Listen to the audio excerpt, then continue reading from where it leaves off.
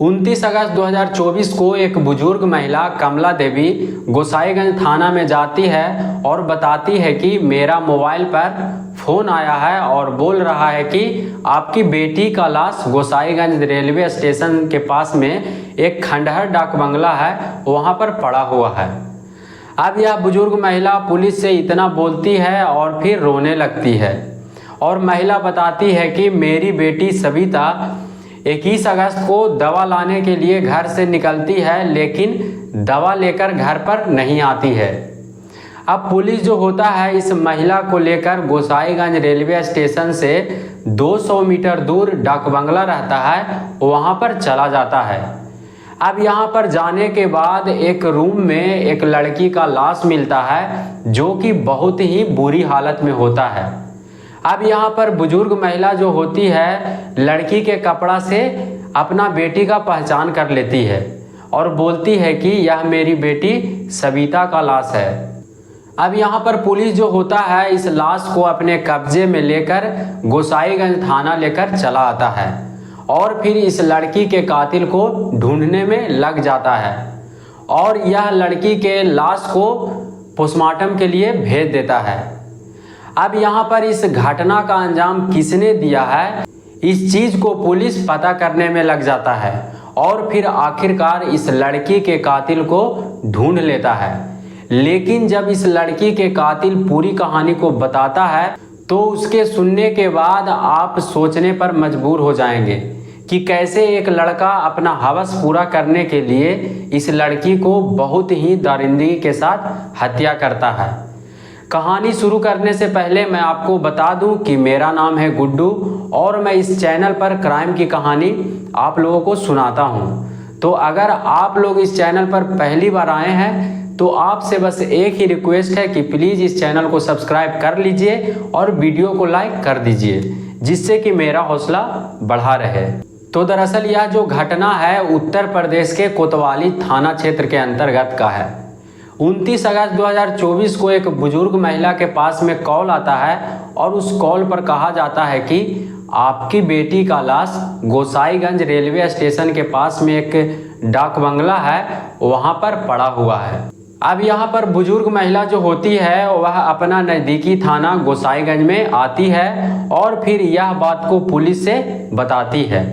यह बुजुर्ग महिला जो होती है अंबेडकर नगर के रहने वाली होती है और फिर यह महिला जब पुलिस को यह बात बताती है तब पुलिस जो होता है इस बुजुर्ग महिला को लेकर उस जगह पर चला जाता है जहां पर कि महिला को फ़ोन पर बताया जाता है। गोसाईगंज रेलवे स्टेशन के पास में एक डाक बंगला होता है। अब पुलिस बुजुर्ग महिला को लेकर इस डाक बंगला के पास में आ जाती है। तब यहाँ पर देखती है कि एक लड़की का हत्या किया हुआ है।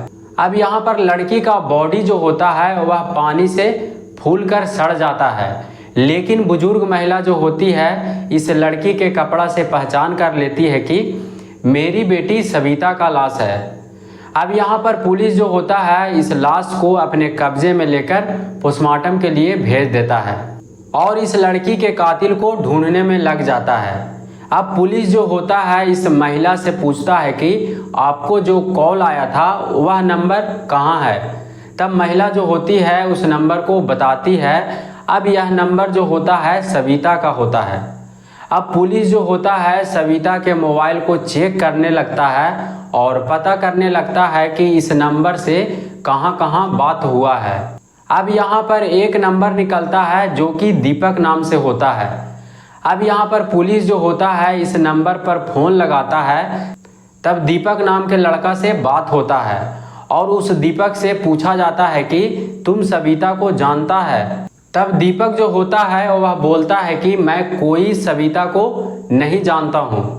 अब यहाँ पर पुलिस जो होता है दीपक के नंबर को ट्रेस करता है। तब लोकेशन बताता है गोसाईगंज थाना, महादेव मंदिर रोड। अब पुलिस जो होता है इस दीपक को उस लोकेशन पर जाकर गिरफ्तार कर लेता है और फिर दीपक से पूछताछ करने लगता है। तब पहले दीपक जो होता है वह पुलिस को उल्टा सीधा कहानी बताकर समझाता है, लेकिन सविता के बारे में नहीं बताता है। अब यहाँ पर पुलिस जो होता है सख्ती से पूछताछ करता है, तब फिर दीपक जो होता है पूरी कहानी को विस्तार रूप से बताता है। दीपक बताता है कि मैं खेतों में काम करवाने का ठेका लेता हूँ और काम करवाता हूँ। अब यहाँ पर दीपक जो होता है वह सविता के गांव अंबेडकर नगर में जाता है और वहाँ पर खेतों का काम करवाने का ठेका लेता है। अब यहाँ पर दीपक जो होता है 7 दिन तक रह जाता है और दीपक बताता है कि अंबेडकर नगर में मेरा एक रिश्तेदार भी रहते हैं और मैं उन्हीं के पास में रहता था। अब यहाँ पर दीपक को सविता से मुलाकात होता है और फिर दीपक और सविता में बातचीत होना शुरू हो जाता है। 7 दिन तक बातचीत होता है और फिर दीपक जो होता है वापस अपना घर चला आता है, लेकिन दीपक और सविता में बातचीत होता रहता है। अब कुछ दिन के बाद दीपक जो होता है फिर से सविता के घर आ जाता है और बोलता है कि मैं तुमको से प्यार करता हूँ। अब यहाँ पर दीपक अपना प्यार जाहिर करता है और फिर दीपक सविता से मिलना जुलना शुरू कर देता है। अब यहाँ पर 1 साल तक दीपक और सविता के बीच में प्यार चलता रहता है और फिर साल भर के बाद दीपक जो होता है वह शादी कर लेता है। अब यह बात सविता को नहीं मालूम होता है कि दीपक का शादी हो गया है और दीपक शादी कर लिया है। दीपक जो होता है इस बात को सविता से छुपाता रहता है। अब यहाँ पर 2 महीने के बाद सविता को पता चल जाता है कि दीपक का शादी हो गया है और दीपक जो है हमको से छुपा रहा है। अब यहाँ पर सविता जो होती है दीपक से बातचीत करना बंद कर देती है, लेकिन फिर भी दीपक जो होता है सविता को बात करने के लिए बोलता है और सविता से बात करता है। अब यहाँ पर कुछ दिन तक ऐसा ही होता रहता है और फिर दीपक को पता चलता है कि सविता जो है मेरा एक दोस्त से बात करती है। अब यहाँ पर दीपक जो होता है सविता से बात नहीं करती है, लेकिन फिर भी सविता का पूरी जानकारी जो है दीपक अपने पास में रखता है। अब यहाँ पर दीपक जो होता है फिर से एक बार सविता से बात करता है और फिर सविता से बोलता है कि एक बार आकर हम दोनों साथ में मिलो। अब यहाँ पर सविता जो होती है वह मिलने के लिए राजी हो जाती है। अब दीपक जो होता है 21 अगस्त 2024 को सविता को मिलने के लिए गोसाईगंज रेलवे स्टेशन पर बुलाता है। अब यहाँ पर सविता जो होती है अंबेडकर नगर से ट्रेन पर चढ़कर गोसाईगंज रेलवे स्टेशन पर आती है।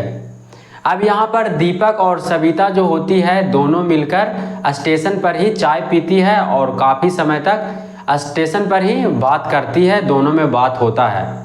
और फिर दीपक जो होता है वह सविता को अपने बात में बहला फुसलाकर सविता को गोसाईगंज रेलवे स्टेशन से 200 मीटर दूर एक डाक बंगला रहता है, वहाँ पर दीपक सविता को लेकर चला आता है।